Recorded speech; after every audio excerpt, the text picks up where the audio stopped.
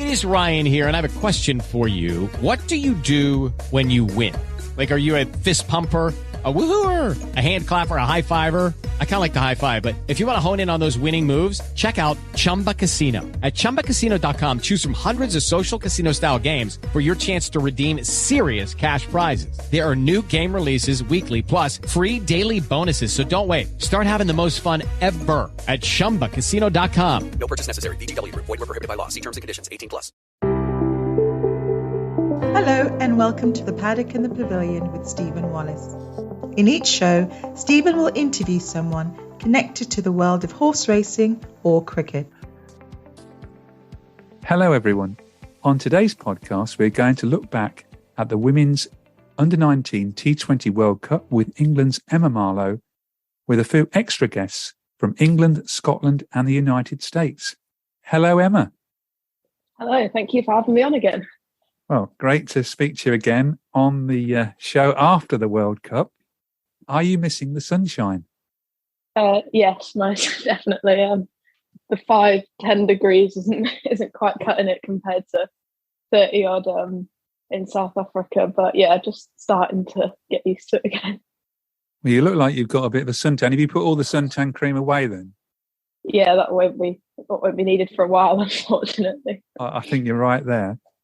So on this podcast, I'd like to get your reflections on the tournament, that amazing semi-final win against Australia, and what it was like to be part of a global event as part of a touring England side.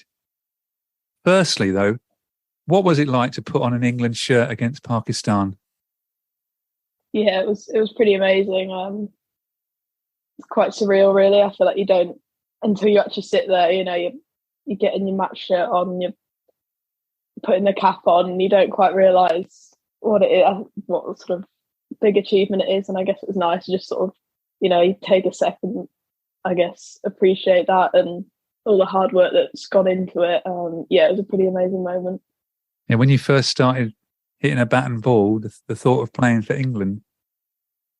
Yeah, it's the dream, isn't it? And it probably was further away, like, a couple of years ago, you thought it's years away, but yeah, it came around quite soon, thankfully. Yeah, shame you're not to like 15 or 17. You could go around again in 2 years' time. Yeah, they're in Thailand, I think. We were joking about going over. There's a few of them that are still, that will still be eligible, so little reunion trip. Well, I wanted to start really by talking about what it was like actually touring. How different was it from being with a group of players when you're playing for the Diamonds? Yeah, I think, none of us will have done a proper overseas tour before. A few of us obviously involved in the 100 last year, so it kind of gives you a taste of sort of being away for a while with the team, but it's a whole new environment, being in South Africa. But it was amazing.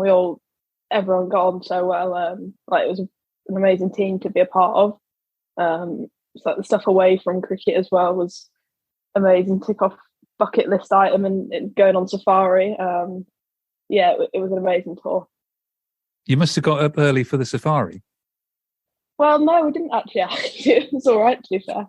A little bit of a lie compared to most days, but yeah, it was an amazing experience. Yeah, I think that's what you think about when you think of South Africa. So to be able to do that was pretty cool. And normally with safaris, you're talking about people getting up at 5 o'clock in the morning. You didn't do that then, no? No, thankfully not. And what did the management make everyone part of because obviously there's only 11 people can play at one time and there's 15 in the squad, but you all played some games, didn't you?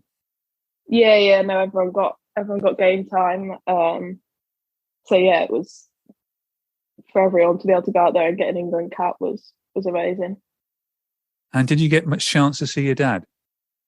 Yeah, no, it was, families were always there, all the games. There was a little cafe on the Potchefstroom campus that we'd always go to after the games to see all the families and stuff. And then we had a day where we could go off and spend time with them, so that was really nice. Well, we're not a travel podcast here, so let's talk about the cricket. What are your sort of reflections on the whole tournament, England getting to the final?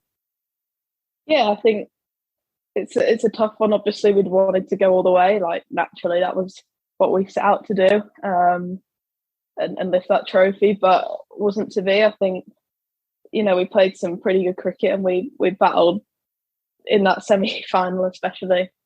But you have those days where it doesn't go your way, and I guess that's India they were in the field, and with the ball they were unbelievable. So I guess it's a credit to them on that day. Yeah, talking about that semi-final, it must have been nervous watching. Did you think that we could win the game when we were 45 for 7? Surely not. And then when we got 99, did you think we could win? The 99, yeah, definitely. I think our bowling lineup was ridiculously strong. 45 for 7, you're not, there are definitely doubts in there at that point. It was pretty horrendous to watch. I think I was hiding behind Maddie for the last over or two. Worse when you can't do anything, you just have to sit there and hope, I guess. But yeah, it was amazing to see us get over the line. And I think that just shows like the character of everyone. Not some people have been in those big moments before, like so free in that 100 final, and that obviously showed. But people stepping up that haven't been under anywhere near that amount of pressure, people like Ellie Anderson and Josie, being able to perform in that moment was amazing to see. I mean, Josie Groves and Alexa Stonehouse, they doubled the score for the 8th wicket, or just about. I think they put 46 on, they were 45 for 7, so they did double the score. That was effectively what won the game, wasn't it? Yeah, that partnership really, it saved us there. They were brilliant. Lex in particular really stood up, and I guess that's a testament to like how much, like, Josie as well wasn't before last year. Wasn't really much about her, and I know how hard she's worked over the last summer and winter. So for those two to be able to go out and do that was really cool to see. Yeah, we got used to her mum waving her big hands around on the television. Yeah, I did fine her for that. But no, she was good value. Wasn't Anita? It was good to see. But it's one of those games though that if you'd have lost, it would have been such a gutting experience. It must have been so hard for the Australians to lose that game. Yeah, it's always worse when it's close, isn't it? But they were really good, to be fair. I think I saw Reece McKenna's interview after the game the other day, and like to be able to speak like that after that close and loss must be horrible. But we were staying at the same hotel as them. It was all chill in the evening. I had some good chats with some of them. It's nice to get to know them. And the final being bowled out to 68. Can you give any reasons why we only got 68? Well, those days, wasn't it? Unfortunately, yeah. I think everyone will know what they could have done, and it's easy to look back and say should have done this, should have done that. But I guess it's happened now, hasn't it? Yeah, I think it's just one of those things, and everyone will take that experience with them and use it to fuel them in the future, I guess. I mean, did the wicket help the Indian, because they had 5 spinners out of 6 bowlers in that final? Yeah, I mean, it's probably something they're more used to playing on than us, but we played on a similar pitch in the semi, and we had a fair bit of spin as well. So I think there's not really any point making any sort of excuses, I guess. You just got to accept that fact and give credit to them, really, I think. Turning to our 3 guests, John Aaron, the United States Under-19 team manager, Rosa Simkin, a teenage cricket and football vlogger who promotes women's sport, and Sue Strachan, who is a Scotland women's tour manager who went to South Africa as Scotland's medical liaison officer. Let's hear their reflections on the Under-19 T20 World Cup. Sue and John give us an insight into the Scottish and United States campaigns, while Rosa also gives her opinion of the tournament's media coverage. Well, my reflections on the first, the inaugural on the 19 Cricket World Cup for women. It's somewhat mixed in the sense that it was a beautiful tournament. It was an opportunity for the girls to come on and showcase their talents. But it was the inaugural one. And so it was not without its little mishaps and, speed bumps and, or we call sleeping policemen in the UK from time to time. But I think overall it was a fantastic tournament, at least up until the time when the US exited from the group stage. But it in fact, my reflections are very positive about it. The ICC folks on the ground in Johannesburg, as well as the Cricket South Africa, the local organizing committee, they have been fantastic in terms of support and guidance and assistance where needed. And we were very blessed to have some team liaison officers and team liaison support staff, security staff that were very, very resourceful and very helpful. So I come away with a very positive reflection on the Cricket World Cup. What about the standard of the competition? The standard of the competition, the ones that we were in a very tough group with Bangladesh and Australia and so on. And so I can only judge from that category, from that group stage. But also overall, when you look at England and New Zealand and India and Pakistan and so on, you realize that the standard of the competition was fairly high, not only for an inaugural tournament, but also for that particular age group, which augurs well for cricket and women's cricket in the future, coming out from all of the 105 playing countries of the ICC. I think it augurs well because the quality of cricket that I saw was of a very high standard for those under 19s. And as for the United States, you mentioned you were in a tough group with Sri Lanka, Australia and Bangladesh. In your first game, Sri Lanka did take until the 19th over to get the runs. Yes, and I think we tested them. I think we surprised them to some extent. The girls have been doing very well preparing for the World Cup. We've gone to the West Indies and played in the West Indies, where we played Guyana, Barbados, Trinidad, Jamaica, Windward Islands, Leeward Islands. And we won all of those matches. We were beaten, and we ended up beating Trinidad in the final, the championship final. It's called the Rising Stars, Cricket West Indies Rising Stars tournament. And we won that final championship, I believe, much to the surprise of a lot of people in the Caribbean who didn't think that the US had such good quality cricketers at that level. And from those 6 teams that we played, they formed the West Indies under 19 team that followed us to Florida. And we beat them, I think, 4-1 in Florida. And so the girls were very well prepared for this tournament. And then we went to the UAE for a bilateral series with the UAE, and we won those 4-1, that tournament 4-1. So they were somewhat prepared and they knew what to expect. So I thought our performance at that level, given the fact that this was our first World Cup on the 19 World Cup, was pretty commendable, I would say. Very respectful performance. And what did you think to some of the other associate nations, particularly Rwanda? Well, Rwanda certainly surprised the West Indies, huh? I mean, after we exited and came back to the US, I've been trying to keep up watching some of the matches, or at least getting some reports on the matches. And so I was a bit surprised when I heard that Rwanda had beaten the West Indies. But then someone told me, he said, put it in context. The West Indies were playing on a name, the West Indies, piggybacking on the senior men's, and how well they had done in the 70s under Clive Lloyd and so on and so forth. And so that name carries over, that legacy carries over, and was a bit unfair to label the West Indies girls with that, well, they should beat Rwanda. And then Rwanda surprising them.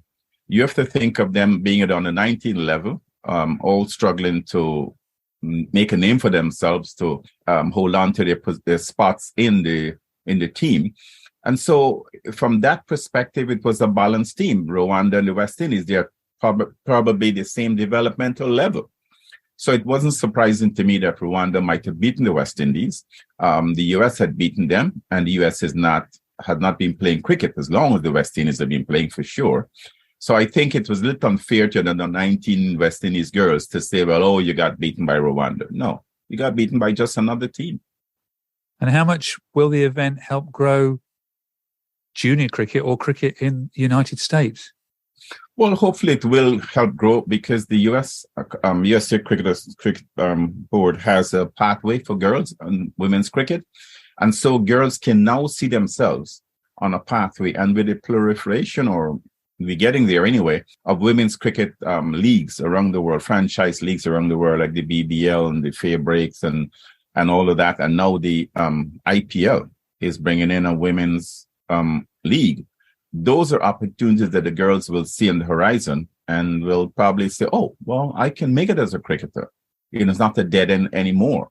So I think this World Cup has certainly given those younger players here in the United States an opportunity to reflect and says, oh, it's possible. I could be a professional women's cricketer. And so I think the performance in the World Cup would have demonstrated that and would help to boost that type of elevation of the game here. I think its effect on women's cricket as a whole has been huge. I mean, when you look at teams like Indonesia, who have not played on grass wickets before coming into this tournament, to then get to play against teams who have professional players, it's just unbelievable. And I love that women's cricket has gone from a point where it's let's score 30 from 24 to teams wanting to score 60 in the power play, and it's working. And I think it does highlight a bit of a gap between the higher nations and the lower nations, because you have England, who have 5 or 6 professional players in their team and players who've played in franchise cricket, and then Rwanda, who most of their players have come from charitable schemes. And it does show that there is a firm gap, but these tournaments are needed to bridge that gap. But yeah, overall, it was really positive. How do you rate England's performance in reaching the final? I mean, to go into the first game and nearly score 200 and then bowl them all out for 23 proved quite the point. And Grace Scrivens was interviewed and she was asked whether bowling them out for 23 was in the game plan, and she said it was. So to be that positive going into your first game and think we can bowl a team out for 23, 24, 25 is unbelievable. And then to go into the Super Six, having won all their games comfortably, bowled 2 teams out for less than 100, and to then, against a more competitive Pakistan, have held them to 100 and for 3-5 is just unbelievable. And I really enjoyed that because of the teams which were picked, players like Harris Pavley and Davina Perrin could come in the middle order and have so much freedom with their batting, and it worked because you had Scrivens at the top of the order with Heap, and you had the really graceful batting of Scrivens, who could stay in for a really long time and build an innings. And then you had the quick knock-on effect of Heap, who a lot of people have said she played quite chaotic cricket, but it worked and she scored runs. It was really good. And then to go into the Super Six and absolutely smash both of those games, it's just, you can't really beat it, to be honest. And I think everyone knew they would be an advantage because they had these professional players, but no one could have predicted that they would go through these group stages in the Super Six and have it this easy. And to be able to carry on going through those games with that mindset and keep fighting and not just think, oh, we're fine now, we don't need to win these games, shows real character. And the semi-final. Yeah, the semi-final. You were telling me off air that you managed to watch it at school. Yes, my DT teacher let me watch it, and I was on my hands and knees at some points because it was a very stressful game of cricket. And I think that semi-final put them at a disadvantage for the final because they only had a couple of days to come down from that. And that was the game of most of their lives. I mean, to only score 99 and still manage to bowl Australia out with only 3 runs to spare is quite extraordinary. And again, Grace Scrivens leading from the front, keeping our team calm. And then you had Alexa Stonehouse and Josie Groves, who would have never and should have never been put in a position where they were the only ones who could score runs, contributing 35. Without them, they would have had no chance. And the final, it was a great game from them, but I don't think they should be disappointed again. that semi-final put them at a bit of a disadvantage because India had a much easier semi. So they didn't really need to come down from it, but they just played it. That was a final to them. You know, that was their final, and then they had to go and do it again. Well, it's always good to beat Australia as well. It is always good to beat Australia, especially given how dominant they are in women's cricket. But to do that again in front of a bigger crowd with the senior team there, because they went to watch, it's a lot of pressure, and sadly they crumbled. But I don't think any of them are disappointed. They're just thrilled to have been able to play in a World Cup. And I don't think scoring 1,151 runs from 7 games and taking 56 wickets, I don't think that's a bad tournament, to be honest. As a young cricket follower, what did you think of the media coverage, Rosa? I think it's a difficult one because, first of all, this tournament should have happened a very long time ago. That is an issue in itself. But no one knew what to expect ahead of this World Cup. No one knew what streams were going to be like. No one knew what any of the coverage were going to be like. And compared to what we have, for example, for the regional cricket here, it was amazing. The streams were unbelievable quality. They were available for everyone. The commentary was good. So the core coverage was what was needed. The issue was the social media reach from the teams individually. I mean, for example, for England not to post a team sheet graphic before each game, something which is so simple, and they had someone out there doing media. It's things like that which help reach the broader audience. And Sky, yes, they showed the game, but did they at all advertise they were going to show the game? No. And if you don't advertise something during other sports events and on social media, then it's not going to reach the necessary audience at all. So it wasn't awful, but I wasn't particularly impressed overall. Wow, what a huge experience for everybody involved. For me, it was amazing to be part of it and to watch these young women just drink up all the experiences that they were having. You know, often the first trip abroad without parents, you know, they're going to a different country with different challenges and a different culture perhaps. And also trying to play their best cricket in the middle of a Scottish winter as well. So it was brilliant. It was frustrating at times for us, for Scotland, but I've come away thinking that for all of the girls involved in all of the teams, that will be something that they will remember for the rest of their lives. And that's what sport should bring. It should bring experiences and memories and things that stand you in good stead for the rest of your life, I think, at that level. And it really did. I'm so delighted that we finally have a Women's Under-19 World Cup. And I'm even more delighted that they decided to make it a 16-team World Cup, because the experiences that the girls from the associate nations had will, I think, reap benefits for them and their cricketing careers in the future. So is that one of the legacies of the first tournament, the benefits to the associate nations in particular? I think so. I think that the associate nations showed that they can compete. You know, there were some one-sided games, but then the final was very one-sided. So I don't think that you can chastise the associate teams for perhaps having a one-sided game against India, because they were really very good. But the games were played competitively. The joy on the faces of these players and the emotion that was seen by everyone as they played for their countries was just plain to see. But these experiences, for the Scottish girls, for example, to have a chance to play against India, they're the first young Scottish women who have ever played against India. How amazing for them. And it means that, you know, next time they won't have the fear that perhaps crept in at times during the tournament this time, I think, for all the smaller nations. And instead, they will remember the successes they had, the wickets they took, the runs they scored, There will be people that remember standout performances for some of the associate girls in our games and in other games. And it will never be the first time that they've faced people they've seen on the television. It would never be the first time they face them again. They will always be able to tuck those experiences in their back pockets.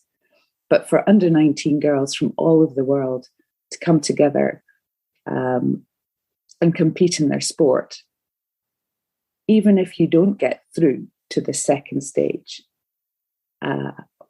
just an amazing experience. And I think that's part of what women's cricket should do for young female cricketers around the world, and not for the young female cricketers that already have the opportunities to play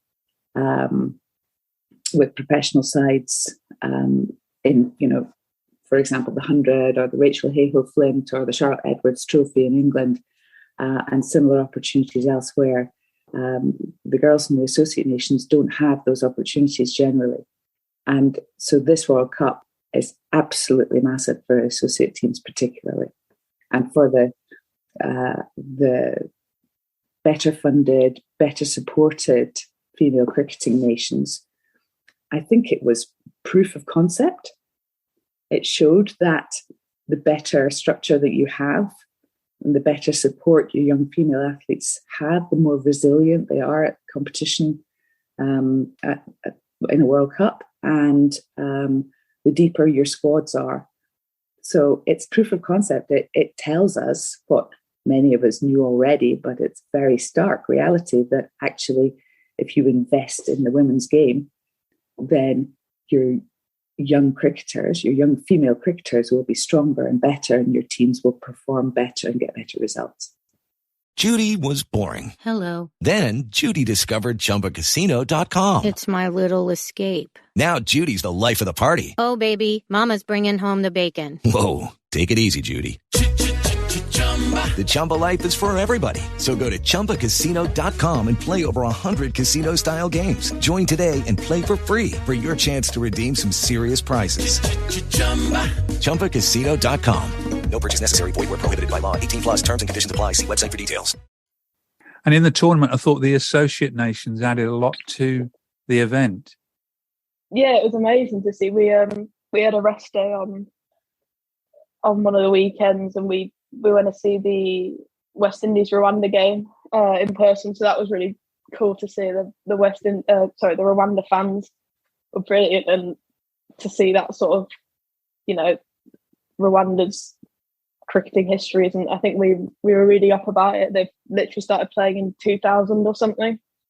So they've been playing 20 odd years, and then they've beaten a team like the West Indies. It was amazing to see. And yeah, having 16, obviously the women's senior one now is only 10 teams, but I think having that 16 teams really allowed people to see, what the future of women's cricket could be. Yeah, let's hope. I did read that the next tournament's supposed to be 16 teams, and I think that does help grow the game, doesn't it? Oh yeah, definitely. And it's good we're seeing with the IPL, the women's IPL, now that they have to have an associate nations player involved. So, whether they play or not, it's being able to be involved in that environment will only do their teams good, I guess. And personally, you played against Pakistan and Rwanda. Were you happy with your own performances? I mean, look, you always want to play more. You go out there wanting to be a consistent name on a team sheet, but I think it's not the be-all and end-all of my career. I think it's something I want to use this experience, take the learnings from it, and then, just progress with the season and what's in the future. I've got the England cap now. No one's going to take that away. So yeah, I think it's something that I'll look back on in the future and know that it's held me in good stead. Yeah, your Wikipedia page is updated, so it's definitely there. What's Grace Skibbons like to play under as a skipper? Oh, she's brilliant. She's probably one of the most mature people on a cricket field, and then immature people off the cricket field. Switches it on for for a captaincy. But no, she's great. Obviously, probably the most experienced player in the team in terms of playing that big stage. And obviously, she's got the vice captaincy at Sunrisers, maybe. Might be making that up. But you know, she's been part of the Spirit team for 2 years. So yeah, she was brilliant. Such a calm head. And in that semi-final, she needed to be in. You know, always will take responsibility, like she did in that 19th over with the ball. So yeah, she was brilliant. And I must ask you, because the 2 games you played with 2 different wicket keepers. Maddie Ward was in the game against Rwanda, which was on her birthday, when she got 2 stumpings and a catch. And then you were playing with Seren Smale. Now she's a typical wicketkeeper. She's very noisy, isn't she? Yeah, I watched back a bit of the semi-final the other day, and she was drowning out I knew she was being loud. She was telling us all about her sledging, but I didn't realise she was quite that loud. You certainly heard her. You certainly heard her on the telly. Yeah, you definitely did. No, she's great behind the stumps, and obviously Maz, that game against Rwanda, she was just unbelievable. Like that catch down the leg side was top class. Yeah, she's a classy wicketkeeper. Now, have you got your own player of the tournament? You can pick an England player if you want.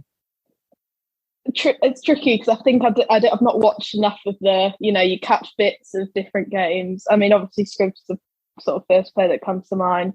I think Hannah Baker as well for us was unbelievable. Like, to have that control as a leggy is a pretty big skill. Sarah Watt for India looked good whenever, obviously she's top scorer in the end.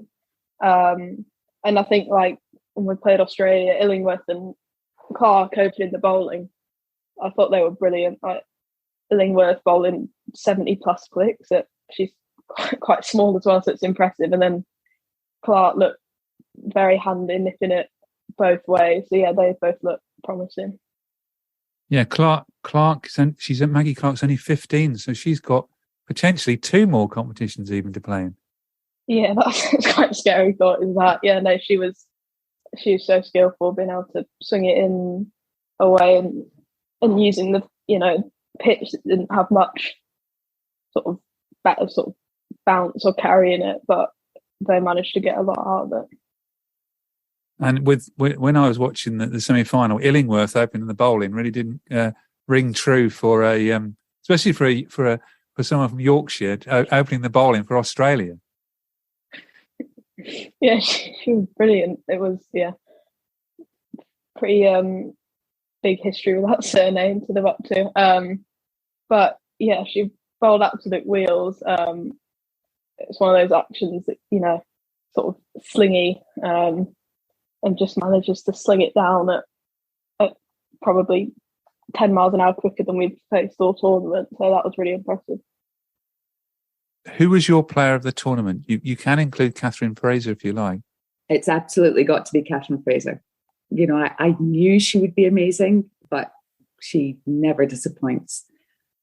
She had a really challenging time as captain. We had some very challenging games to play.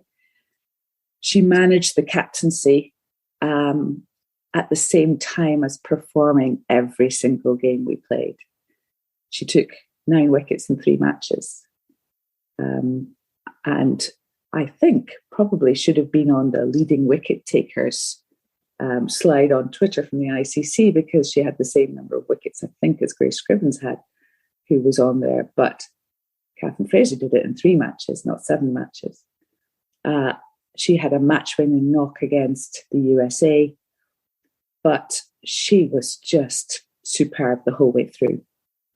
She's only young. She's not been exposed to franchise cricket before. She hasn't had the advantage of she had a little glimpse of it in the 100 last year. But she is a girl, she's the real deal, and she is a girl who, if she chooses to, I think she'd go very far. Who was your player of the tournament and why? That was a difficult one because there are a couple of standouts. Maggie Clark, 15-year-old pacer, who was the youngest player in the Australian squad and took 10 wickets from 5 innings. That was unbelievable. Hannah Baker, I'm a huge Hannah Baker fan. Leggy, another one with 10 wickets. But for me, it has to be Grace Gribbins. To lead her team like she did, score 295 runs as a top run scorer, and have 9 wickets, being the 5th wicket taker, is just unbelievable. And she has future England captain written all over her for me. With the Women's T20 World Cup coming up, I also asked John, Rosa and Sue for their winners. Oh, good question. I like India's chances because I think they've been there before and they are more aggressively hungry, if I might use such a term. And I like their chances of winning, but don't discount England and don't discount Australia. But definitely, my money would be on India. For a betting man, which I'm not, would be on India. That's a difficult one because I think the automatic answer is Australia.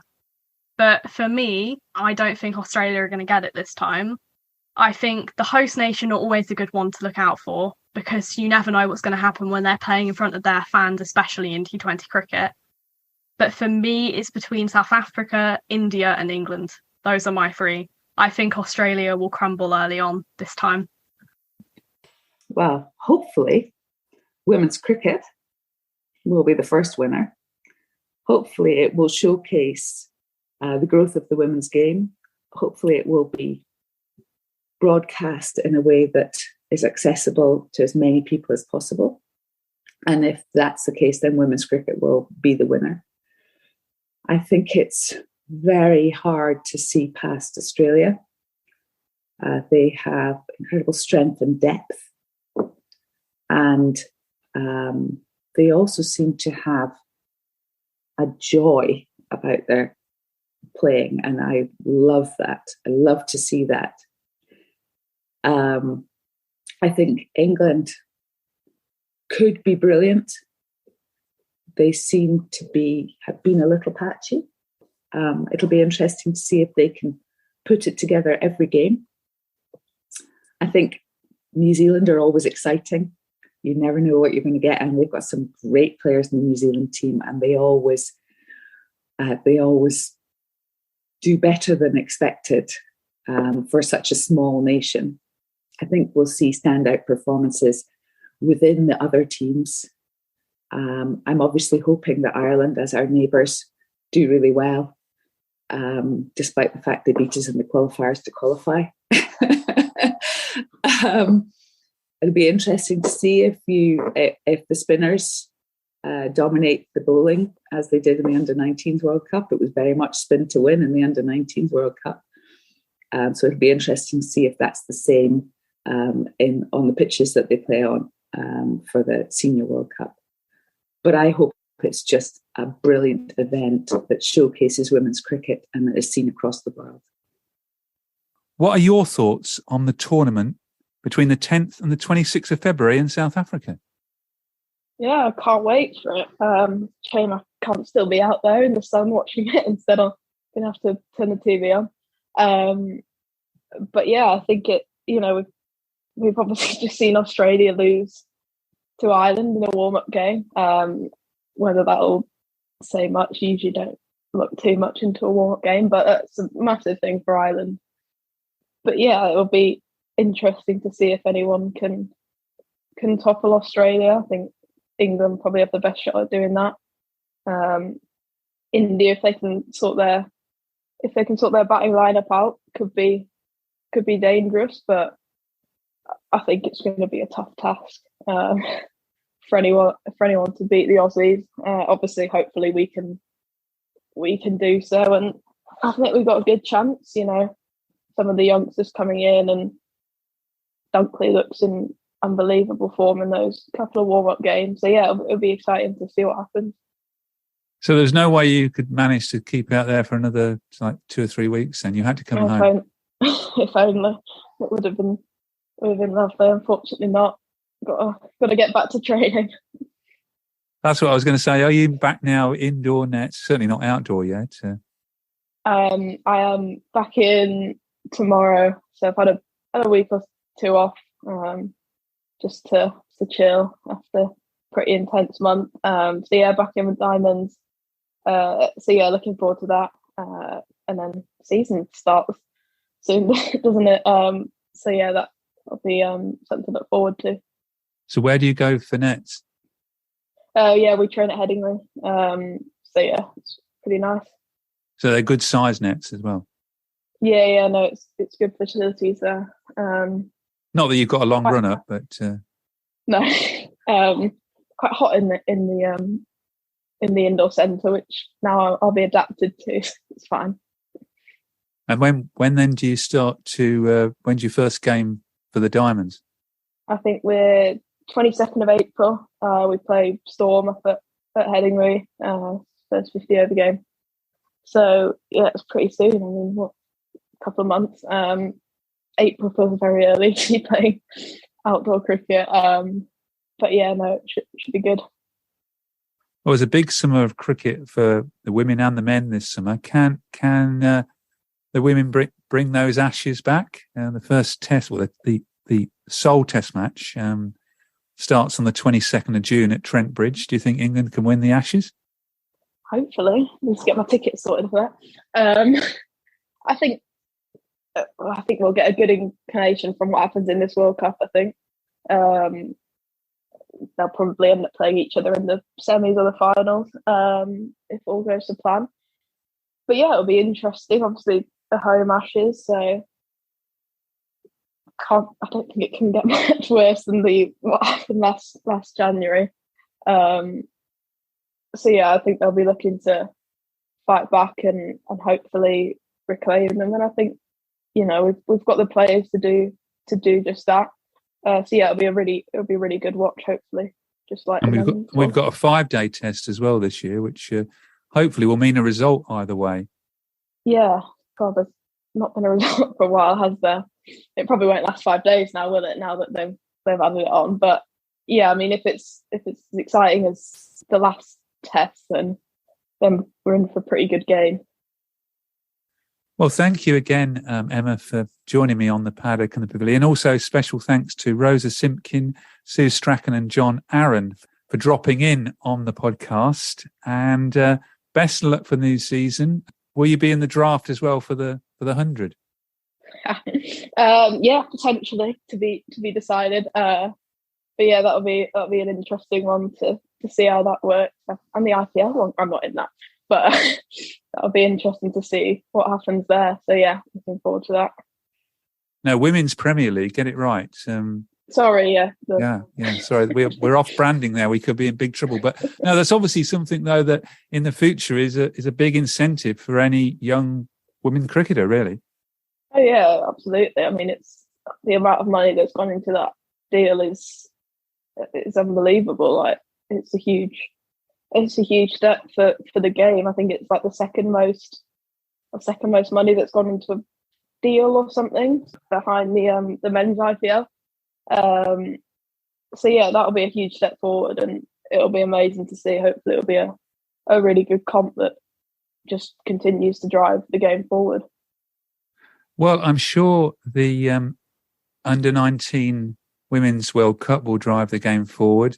Shame you won't be around for 2025. I'm making you sound old here, but hopefully one day you'll get a chance to put the England shirt on for the full side.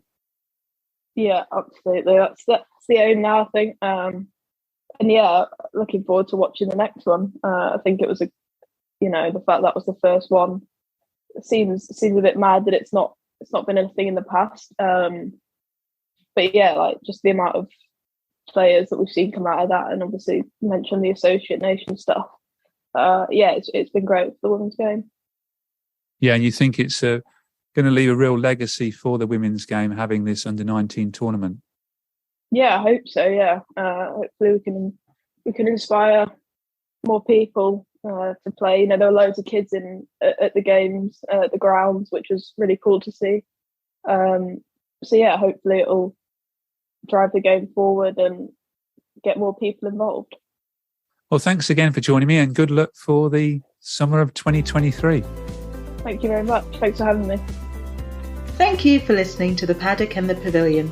Follow us on Twitter, Facebook and Instagram at The Pad and Pad.